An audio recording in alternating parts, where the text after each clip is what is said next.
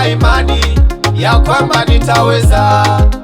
Kwa nilivyoamini wakaanza kuniona kichaa, maneno ya chini chini eti mimi sitaweza.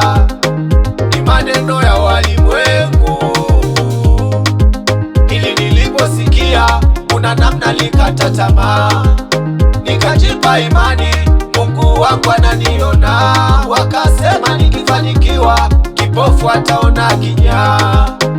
Ni maneno ya walimwengu. Mungu hakuniacha, alinisaidia, akanipa nguvu ya kushinda.